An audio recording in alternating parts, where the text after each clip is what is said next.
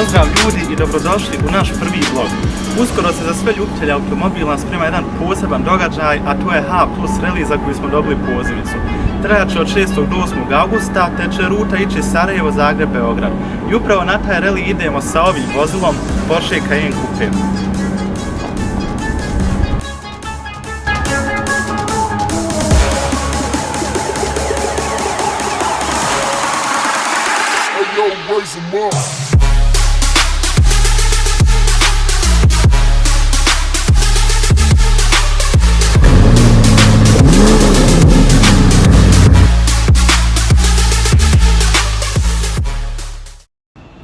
Upravo smo stigli na HIFA Petrol Bogošća, gdje se vrši brendiranje vozila, odnosno lijepljenje naljepnica, a kako proces teče, pogledajte u nastavku.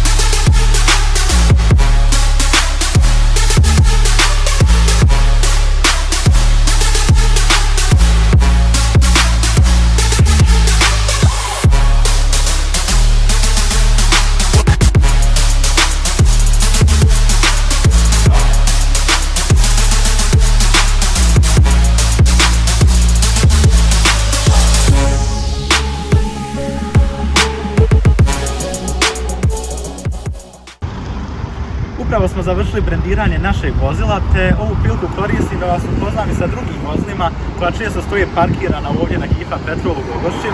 Ovaj Lamborghini kojeg ste malo prije vidjeli će također biti na H+ rallyu i vjerovatno će biti najveća atrakcija jer se radi o modelu Huracan Evo sa V10 motorom. No pored njega ovdje također možete vidjeti Mercedes SLS AMG, jedini u Bosni i Hercegovini, proizveden je krajem 2009. godine i pravi raritet, vozilo koje trenutno vrijedi oko 300.000 km, kolekcionarsko vozilo i računam da će narednih nekoliko godina cijena još više rasti. Kraj tog vozila nalazi se parkiran Mercedes CLS 53 AMG sa 430 konjskih snaga koji će također biti na rallyu. Ovdje se nalazi naše vozilo, potpuno se brendirano, a kraj njega možete da vidite Mercedes S-klasu, namjerno kažem Mercedes S-klasa, a ne Brabus, iz prostog razloga što se ne radi o originalnom Brabusu, nego se radi o običnoj S-klasi dizel koja je dosta natuningovana, tako pored Brabus znački folirane u žuto, imate Prius dizajn odbojnike i ugrađen je Active Sound.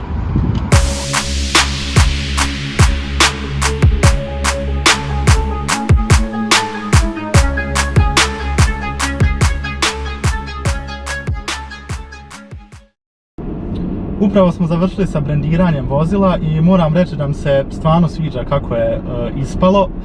Smatram da je zaista lijepa kombinacija tamno-siva boja vozila sa sivim naljepnicama koji imaju onako hromiran sjaj na sebi i zaista lijepo izgleda kao pravo trkače vozilo.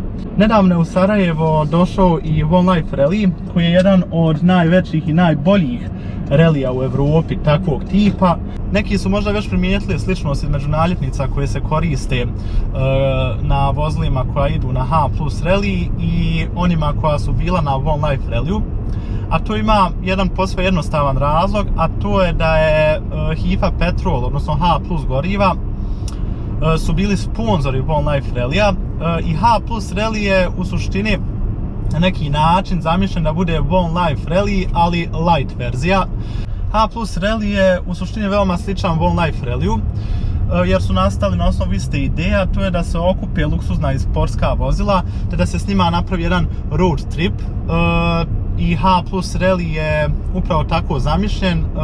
Bit će oko 30 vozila različitih klasa i karoserijskih oblika, počevši od super sportskih automobila kao što je Huracan Evo sa V10 motorom, Mercedes AMG GT, Porsche 911 i tako dalje, pa sve do nekih luksuznih automobila kao što su Mercedes S klasa, Q8, Porsche Cayenne, Porsche Macan i tako dalje.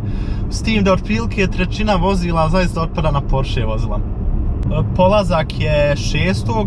na HIFA Petrolu u Vogošći. Polazimo oko 10 sati nakon kratkog briefinga i uputa od organizatora. Nakon toga slijedi defile gradom koji će se napraviti pod policijskom pratnjom. Znači idemo kroz sami centar grada, pa idemo prema Mostarskom raskršću gdje ćemo se uključiti na autoput i dalje nastavljamo svoj put prema Banja Luci gdje je planiran ručak. Nakon toga prelazimo granicu.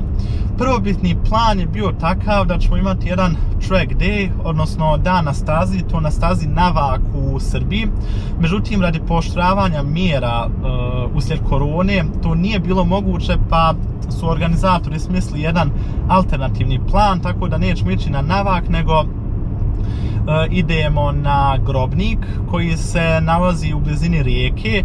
To je staza koja je po meni još bolja od Navaka, veća i može primiti više vozila, ali je i zahtjevnija kako za vozača tako i za samo vozilo. Ali nam je to onako malo pokvarilo planove u smislu vremenske agende, jer ćemo otprilike nekad poslije podne doći na stazu.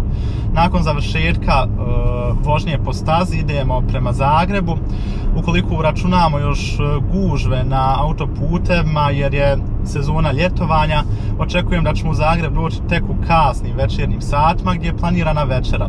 Sutradan idemo prema Beogradu, tu je također planirani dan na karting stazi, te također večera. I tu ćemo imati također provod u nekom beogradskom klubu, tačnije negdje na splavovima. I nakon toga se vraćamo prema Bosni i Hercegovini. Smatram da je H plus rally jedan zaista unikatan event i u suštini event koji se nikada u ovakvom obliku nije ni organizovao u regionu, odnosno za naše ljude iz Bosne koji žive u Bosni ili su iz dijaspore. Zato mogu reći da se H plus rallyu izrazito radujem. Mislim da će sama organizacija biti dobra i da ćemo se jako dobro zabaviti, a naravno očekujte i zanimljive foto i video sadržaje koje planiram napraviti tokom naše trodnevne avanture.